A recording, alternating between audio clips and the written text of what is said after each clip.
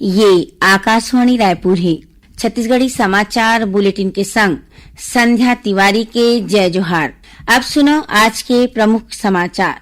रायपुर दक्षिण विधानसभा सीट में उपचुनाव पर नामांकन की प्रक्रिया काली 18 अक्टूबर ले शुरू। नामांकन की आखिरी तिथि 25 अक्टूबर।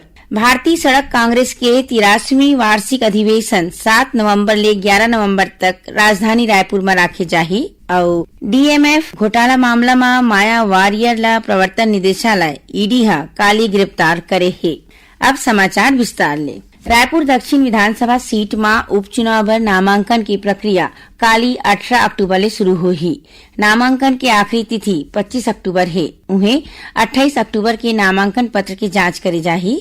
नामांकन वापसी की आखिरी तारीख 30 अक्टूबर है। ये विधानसभा सीट में 13 नवंबर के मतदान होही और 23 नवंबर के रिजल्ट घोषित करे जाही। यही बीच मुख्य निर्वाचन पदाधिकारी रीना बाबा साहेब कंगाले काली प्रदेश के मान्यता प्राप्त राजनीतिक दल मन के प्रतिनिधि मन के बैठका लीन।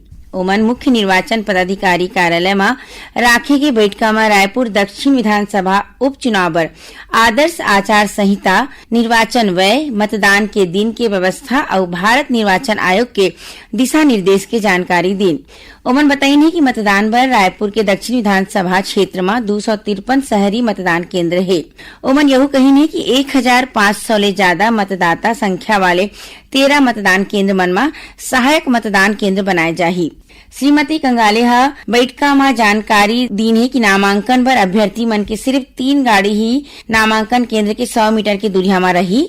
नाम निर्देशन पर अभ्यर्थी समेत कुल 5 जिन मनखे मन ही नामांकन कक्ष में जाही।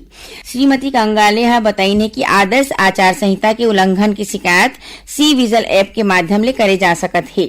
ओमन कही ने कि चुनाव के दौरान अभ्यर्थी डाहर ले करैया खर्चा के सीमा 40 लाख रुपया होही। एखर निगरानी बर 9 उड़नदस्ता दल और 12 स्थैतिक निगरानी दल एसएसटी के गठन करे के संगे संग निगरानी बर जिला में 19 सेक्टर मजिस्ट्रेट की नियुक्ति घलो करे गे है। एकरे संग चुनावी खर्चा में कड़ा निगरानी बर जिला निर्वाचन अधिकारी रायपुर डहर ले आने क्षेत्र मन में 4 स्थैतिक नाका मन के घलो स्थापना करे गे है।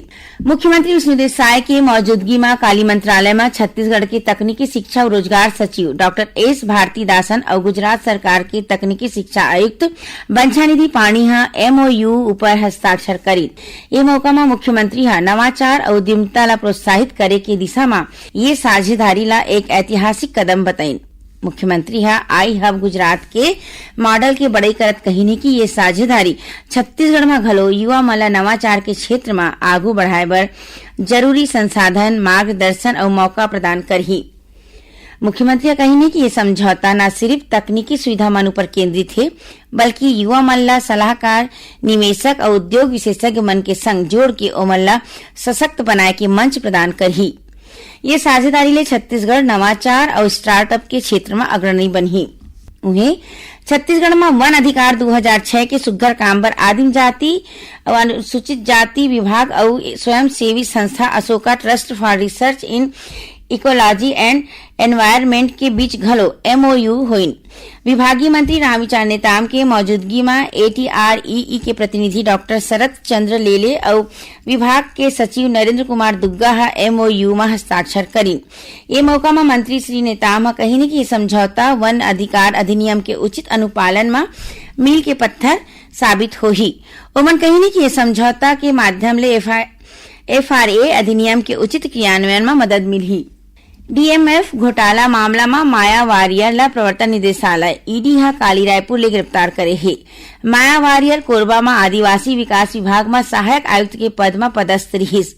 गिरफ्तारी के बाद ईडी ओमन रायपुर के विशेष न्यायालय में पेश करीन, जिहां ले अदालत ओला 23 अक्टूबर तक रिमांड में सौंपे है। छत्तीसगढ़ी समाचार बुलेटिन आप मन आकाशवाणी रायपुर ले सुनत ह। छत्तीसगढ़ की खबर ले है आपकी वास्ता और खबर की विश्वसनीयता ले है हमार वास्ता। आकाशवाणी समाचार रायपुर के प्रादेशिक समाचार बुलेटिन के संगे संग हमार समसामयिक कार्यक्रम आप रेडियो के संग अपन मोबाइल में घलो सुन सकत हो। आकाशवाणी समाचार फेसबुक, ट्विटर और यूट्यूब में घलो हावय।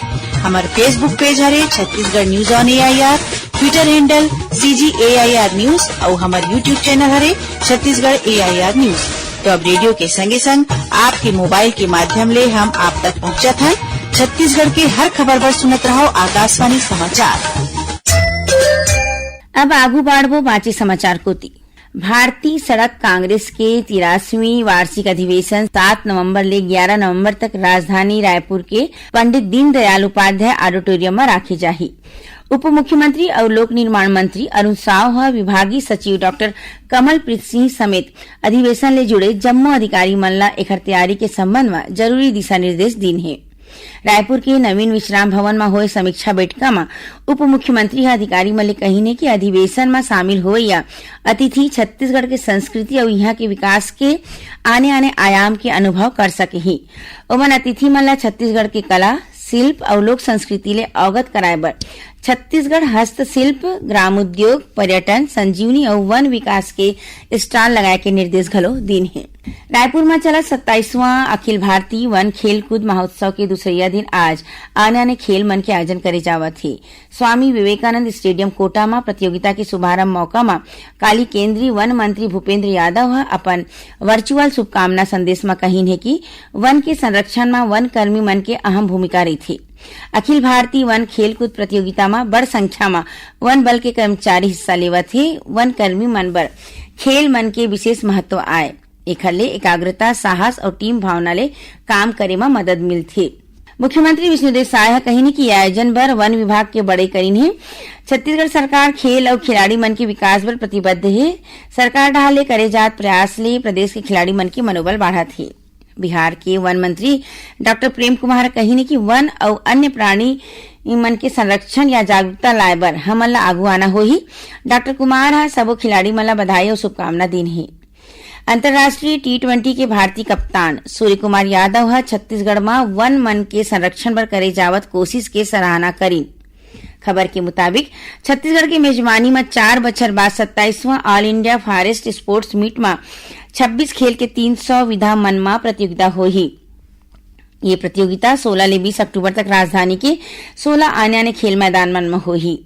एमा देश भर ले 2920 खिलाड़ी मन भाग लिहिन, जेमा 2331 पुरुष और 585 महिला खिलाड़ी शामिल है। छत्तीसगढ़ राज्य महिला आयोग के रिक्त 5 पद में राज्य शासन ले सदस्य मन की नियुक्ति करेगे है। आज नवनियुक्त सदस्य मन पदभार ग्रहण कर रहे हैं।